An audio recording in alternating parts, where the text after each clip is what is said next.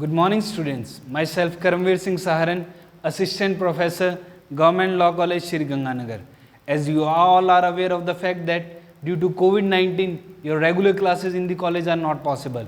In that case, your college has taken up this initiative where we will be providing you with online series of classes. In that case, I will be taking up your second year subject, International Law.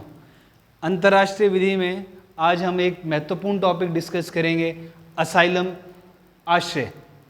ठीक है, सबसे पहले इस topic का bifurcation देख लेते हैं। ठीक है, सबसे पहले व्हाट इज असाइलम, असाइलम क्या है, आश्रय क्या है।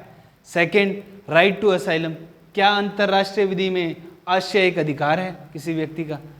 Third, type of asylum, territorial asylum and extra territorial asylum. Fourth, relationship between asylum and extradition.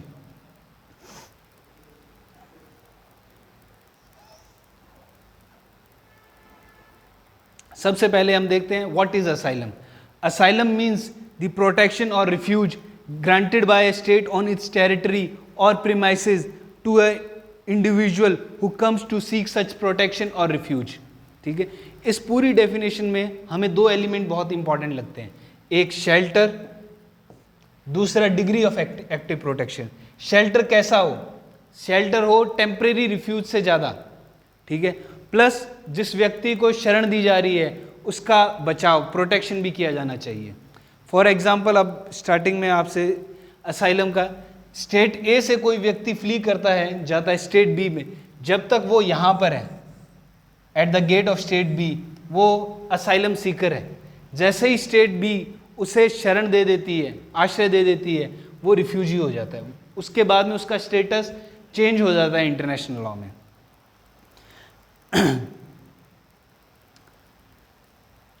Sorry, फिर हम देखेंगे क्या राइट टू असाइलम, क्या अंतर्राष्ट्रीय विधि में असाइलम एक अधिकार है किसी व्यक्ति के पास। ठीक है, तो उसकी जब हम हिस्ट्री ट्रेस करेंगे तो सबसे पहले ये बात कही गई थी आर्टिकल 14 ऑफ UDHR, जिसमें कहा गया था प्रत्येक पीड़ित व्यक्ति को दूसरे देशों में आश्रय मांगने का अधिकार है।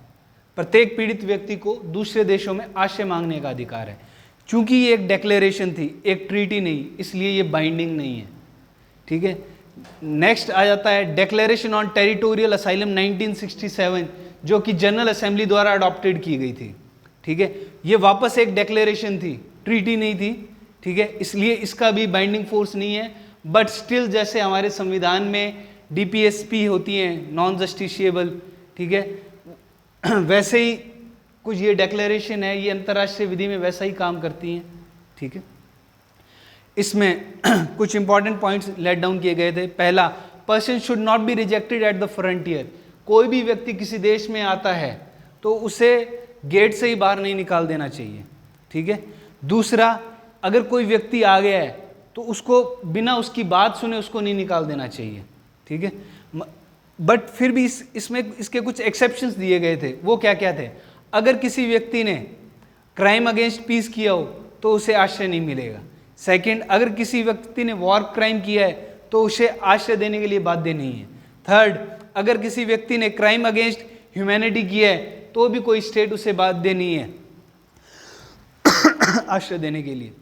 नॉर्मली जैसा कि हम जानते हैं, जो जीरो पॉलिटिकल सिचुएशंस हैं, ठीक है, एवरी डिकेड चेंज होती रहती है और कहीं ना कहीं हमारे पूरे विश्व में कहीं ना कहीं सिविल वॉर होती रहती हैं और वहाँ के लोग दूसरे देश में पलायन करते हैं। ठीक है, जैसा कि अभी सीरिया में हो रहा है, तो वहाँ से जो मास स्केल पे लोग असाइलम सीकर हो गए हैं और वो यूरोप में जाके रह रहे हैं अभी। फिर नेक्स्ट टॉपिक आपका आता है इसमें types of asylum. Types of asylum दो हैं, एक तो टेरिटोरियल असाइलम जो कि विद इन द टेरिटरी दिया जाता है, दूसरा आपका आ गया एक्स्ट्रा टेरिटोरियल असाइलम जो आउटसाइड इट्स टेरिटरी। जब हम टेरिटोरियल असाइलम की बात करते हैं तो इसका ओरिजिन बहुत पुराना है। जब हम माइथोलॉजी में भी देखेंगे, महाभारत रामायण में भी आपने देखा होगा कि जब कोई व्यक्ति किसी राज्य से दूसरे राज्य में जाता था तब वहाँ उसे शरण दी जाती थी। ठीक है, अब ये किस किस को मिल सकता है? It extends to all political, social, religious refugees and to criminals also, ठीक है। फिर अब इसका एक और एग्जाम्पल, अब इसका एग्जाम्पल अगर अपने लें तो इंडिया में अभी किसको रिफ्यूज दिया हुआ है? दलाई लामा, ठीक है। दलाई लामा ओरिजिनली तिब्बत से हैं, मगर तिब्बत को चाइना ने ओवरटेक कर लिया था और वो वहाँ की जो चाइना की दमनकारी पॉलिसीज़ के खिलाफ उन्होंने आवाज़ उठाई, ठीक है, और उन्हें अपनी जान का खतरा लगा तो वो इंडिया में आ गए और अभी धर्मशाला में रह रहे हैं। असाइलम या आश्रय देते समय जो स्टेट आश्रय दे रहा है वो कुछ रिस्ट्रिक्शंस लगा सकता है, जैसे कि वो ये रिस्ट्रिक्शन लगा सकता है कि यह व्यक्ति इस बाउंड्री से बाहर ना जाए, अगर जाए तो कंसर्न अथॉरिटी को बता के जाए, ठीक है। फिर नेक्स्ट जो इंटरनेशनल लॉ में असाइलम का जो सबसे उलझा हुआ पार्ट है वो एक्स्ट्रा टेरिटोरियल असाइलम है। एक्स्ट्रा टेरिटोरियल असाइलम कहाँ दिया जाता है? Outside it's territory. इसका कन्फ्यूजन का एक एग्जाम्पल लेते हैं हम, जूलियन असांज, ठीक है। ओरिजिनली वो कहाँ का था? ऑस्ट्रेलिया। उसने क्या किया? विकीलीक्स के through American secret papers leak कर दिए। क्राइम कहाँ किया? यूएसए के, ठीक है। और वो उसने और असाइलम कहाँ लिया? लंदन की में जो एक्वाडोर की एम्बेसी थी वहाँ पर उसने असाइलम लिया, ठीक है। तो आप कनेक्शन देखिए, नेशनल कहाँ का? ऑस्ट्रेलिया का। असाइलम कहाँ ले रहा है? लंदन की जो एक्वाडोर की जो एम्बेसी है वहाँ पर। और क्राइम कहाँ किसके अगेंस्ट की है? यूएसए के अगेंस्ट।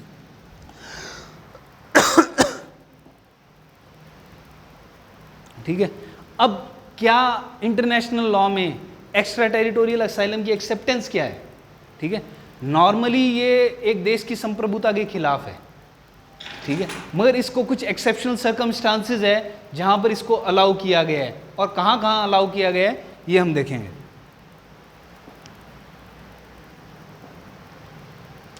सबसे पहले फॉरेन एम्बेसीज, ठीक है।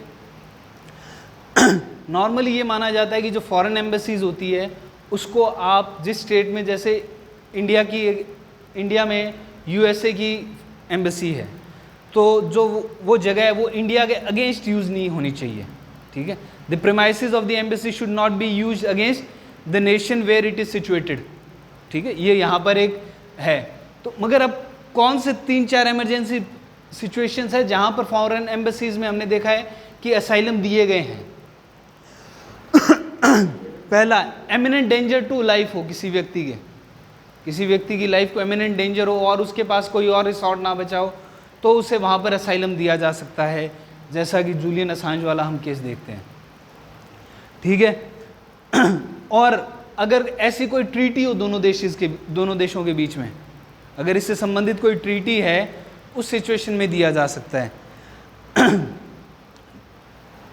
थर्ड, या फिर ऐसा कोई कस्टम हो जिसको उस देश ने भी रिकॉग्निशन दी हो, ठीक है। अगर ऐसा कस्टम दोनों देश में प्रिवेल कर रहा हो और दोनों जगह उसको वेल एस्टेब्लिश कस्टम है जिसकी बाइंडिंग फोर्स है, इन 3 सिचुएशन में यहाँ पर मिल सकता है।